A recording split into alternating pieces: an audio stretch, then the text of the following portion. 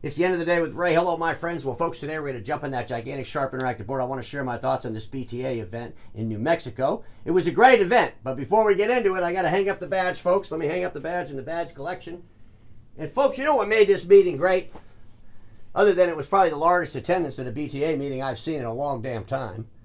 The young people. You're going to hear a lot about this. A lot of folks recognize this. There was a lot of young people at this meeting. I think more than I've ever seen at any BTA meeting. And that's awesome. Because in order for the BTA Association, in order for our industry to remain in its relevance, it has to deliver the future to the present. And the young people obviously are closer to the future. But at that meeting, Mike was having a conversation with Emmitt Smith, the famous football player. And Emmitt said this: the most important thing on the football field is the football. The most important thing on the football field is the football. When Emmitt Smith said that, I thought, wow, that is so profound. And then I was thinking, what are my friends that sell and supply businesses with technology? What do they think as they hear Emmitt Smith say this? What do they think is the most important thing?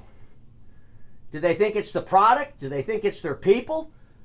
Do they think it's the leadership team? Do they think it's the customer? Because it's none of those things. The most important thing in our industry is the business. Because, see, Emmitt Smith and those other football players know if the most important thing on the field is the football, then what are they going to do? Well, they're going to make sure they bring the right disciplines to the game. They're going to make sure they practice harder than their competitors ever did so that they can play to win. And in our industry, if we focus on our business and we make sure our business is healthy, guess what? Well, we're going to bring in the right products to deliver through that business. We're going to bring in the right players to get those products to our end users. We're going to bring in the right end users to make sure we can give all of our end users and clients the best experience possible. Emmitt Smith, that was so profound. But I'm so glad he said it. But ladies and gentlemen, what a beautiful place. I mean, look at this. What a beautiful landscape. I'm looking down there and I see this cart. I'm like, what the hell is that cart down there? And I just thought, let me blow it up for you. Well, I guess the BTA brought in an old delivery cart from an early 1900 dealership there called Future Office Technology. And of course, that company back in the early 1900s was delivering the future to the present in that cart, A3s, right? Of course, today that would be overspec and overselling. That would not be delivering the future to the present, right? I just thought I'd throw that in there because I thought that cart, and it just made me think. You know, the BTA is getting ready to celebrate its 100th anniversary. And so many things have changed over those 100 years. But so many things the BTA Association members have done over those 100 years have not necessarily changed that much. The business processes involved in delivering what was delivered in the early days of the typewriter haven't really changed much in delivering A3 and A4. We've had some changes around IT services and things.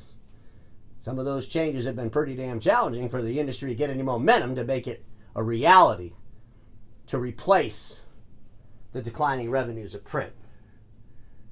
Print, its revenues and profits are declining rapidly. And we know that we got to trade in the old delivery vehicles, right? We know we got to modify. We got to do whatever we got to do to stay relevant. We all know that. That's what was so exciting about seeing all these young people. You know, I went to the cafeteria to have some lunch, and I'm looking, it looked like an elementary school cafeteria. I don't think there's anybody over 12 there.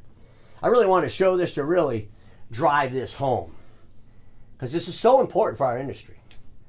You know, when I think of the BTA and the CDA and the associations within our industry, or any industry that's mature, that's being challenged by innovation like never before, I think those associations, when they have their get-togethers, they should go to the colleges in those cities where the events are going to be held and meet with the deans and get some students to come to these events. Put some students in panel discussions. Let these students tell us how they vision the future. I assure you, some of these students will tell us some pretty crazy things. But I also assure you that the older generation can learn from the younger generation. And I would challenge the younger generation to challenge the older generation. Younger generation, sometimes you got to get right up in the face of the older generation and say, enough is enough. What are you people doing? And don't be afraid to do that. Younger generation, remember, power is never given to you, because if it is, it's not real. You have to take it. And younger generation, when it's time for you to take power, you will know it if you're a true leader, and you go take it. And don't fear what the older generation might think, because a lot of the older generation is waiting for the younger generation to come up and say, get the hell out of the way. It's time to go. Because then they know you earned it. Just keep that in mind. Because, ladies and gentlemen, it's a fun industry for the younger generation. I saw this out in the parking lot. It was a Corvette with an A4 in the front seat. I mean, think about it. Think about the speed of technology. Makes me think of this Corvette as opposed to that old Chevy van I used to carry the machines around in on those coffin carts. The old folks know what I'm talking about. Our industry can be fun, and the younger people can help us make it fun.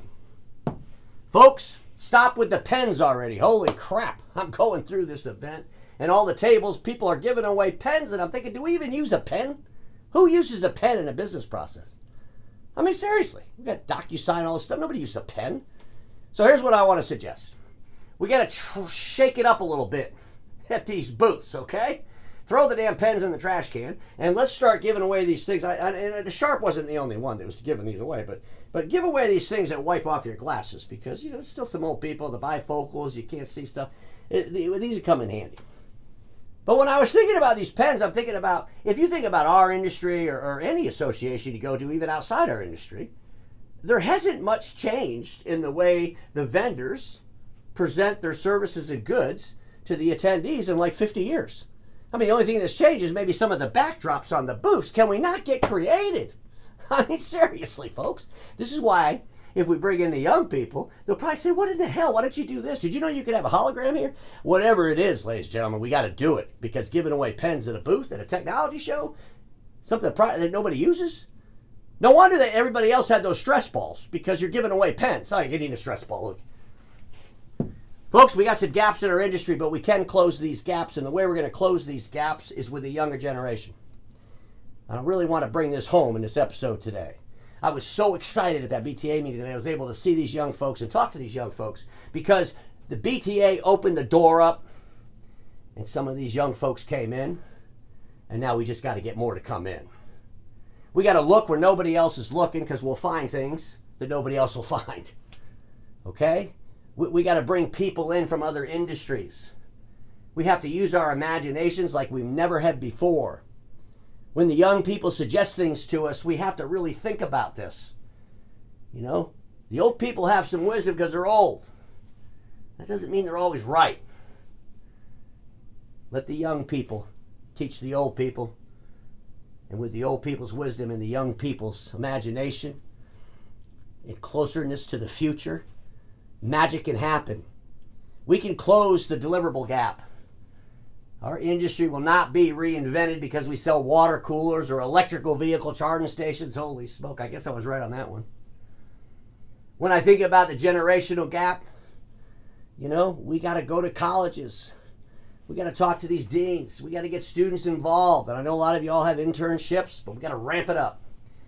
And we got to bring these folks to these association meetings. I mean, what a great thing to listen to these college kids talk to the senior leaders of the industry. I think they'll tell them some things they sure as hell don't want to hear. But then again, maybe it'll make them think just a little bit different. I think about the state of mind gap. You know, there's a lot of leaders in our industry that know we have issues, that refuse to talk about it. And I think that's disgusting. I believe that's malpractice. I believe that means it's time to go. I think when a leader really wants to help an industry prosper, help a business prosper, it has to start with the truth, regardless of how painful that truth is. I challenged our industry's media and analysts over the last few years, and I'll continue to challenge them because I believe they don't hold enough accountability. They don't ask enough tough questions. And our industry needs to know the navigational map to the journey to the future. In order for them to get on the right map, they need all the information, not whitewash nonsense. This meeting was fantastic. But folks, I got to tell you this. Quit saying we're going to save the industry. We don't want to save this industry. We want to reinvent this industry. When I think about saving the industry, I think that's what a bunch of us old people would do, sitting around the table 30 years ago. We want to save the industry. There's no saving it anymore. The industry that we all knew and loved has changed in ways that are unimaginable, unless you imagined it. It's about reinventing it. And the only way we're going to do that is with the younger generation. Because, folks, a company becomes obsolete when its focuses on bringing the past to the future instead of the future to the present. I was excited about this meeting. I look forward to going to the next one. Until then, remember this: status quo is the killer of all that'll be invented. Don't get stuck there. I'll see you all tomorrow.